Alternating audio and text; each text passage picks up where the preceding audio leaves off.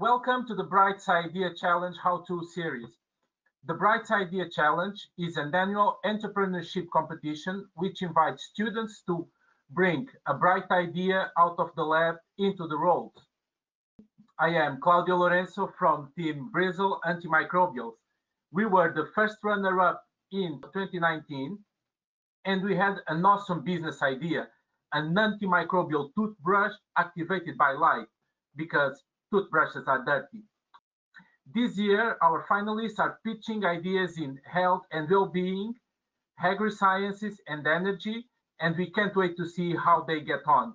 But first, let me introduce the expert judges so you guys can be at ease. Our final judge in this year's Bright SCIdea Challenge is Christou, a man we all love, an investor.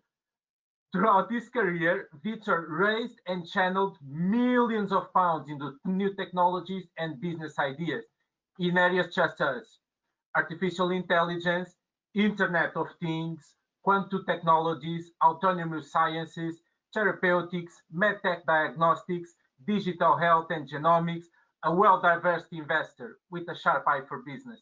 Hi, Victor. Hi, Claudio. First of all, thanks for accepting to being the judge for this year competition.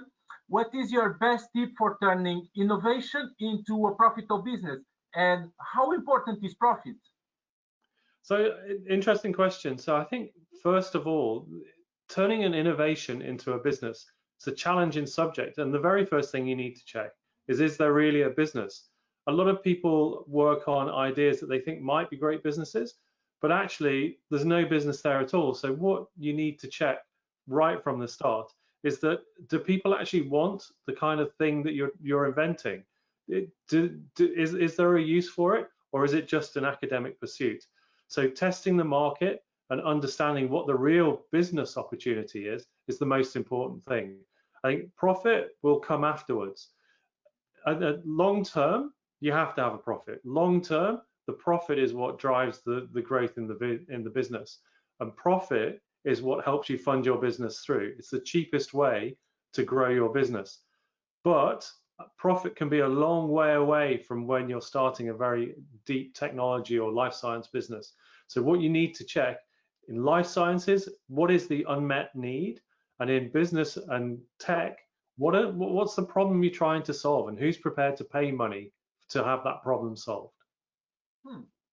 Oh, interesting. It sounds like first the client, and you are at the very last, and even your pockets are completely out of it. Well, I think ultimately, when you grow your business, someone has to pay for the product, and the business isn't sustainable unless there's a profitable business built into it. So long term, there has to be a profit available. You have to be able to grow value for your shareholders, and in that way show profit.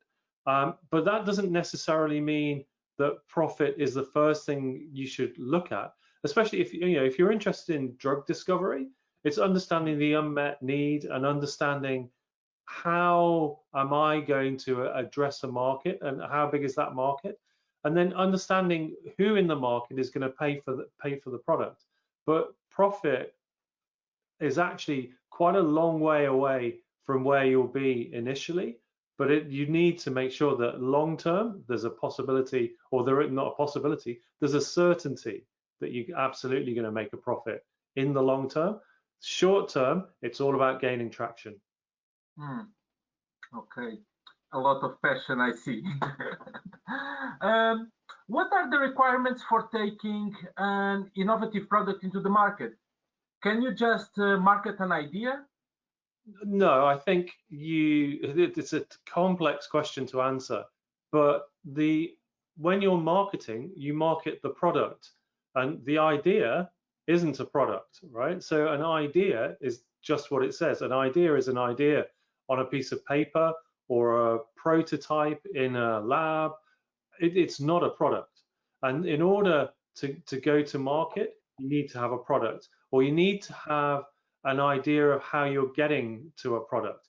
But initial product marketing is a messy business, and it's much more important that you get into the market, test your ideas with your sample products, test them early, get the feedback, incorporate the feedback into what you've shown your potential customers, and make the product and the idea and the innovation that you have better as a result of feedback, and go again. So the best form of marketing is to get out early, take lots of feedback, and then incorporate that feedback and iterate multiple times until you know you've got it right. Messy, complex, challenging business, because at the same time when you're marketing, you'll not know who your ideal customer is. You'll have an idea and you'll test that idea, and probably 90% of the time that idea is going to be wrong. So you'll need to go back, think, take on board all of the feedback you've had, iterate, refine, improve your product, and get back out again. So it's an attritional, difficult, challenging thing to do, but getting into the market, taking rejection, understanding what the rejection pivoted around, incorporating that, going out again, coming back, going out, coming back, going out, iterating until you've got a really great product.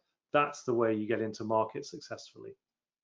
Oh, yeah. From these two first questions, I really see that is a really big emphasis on that the consumer has on the product. So you make the product for the consumer will be the ones that will sort of lead everything on you. So it's the most important part of the equation.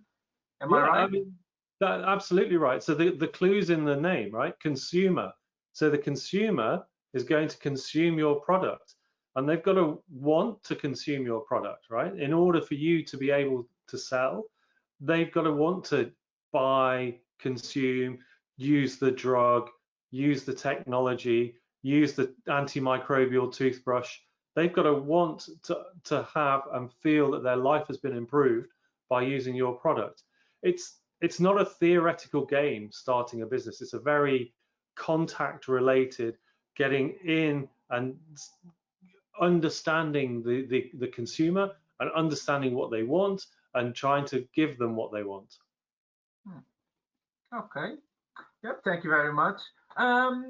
Do you have one final piece of advice that you would like to give to our 2020 finalists? Yeah, I think enjoy what you do, right? You're going to be doing this. If it's your idea for a business, you may be doing it for the rest of your life.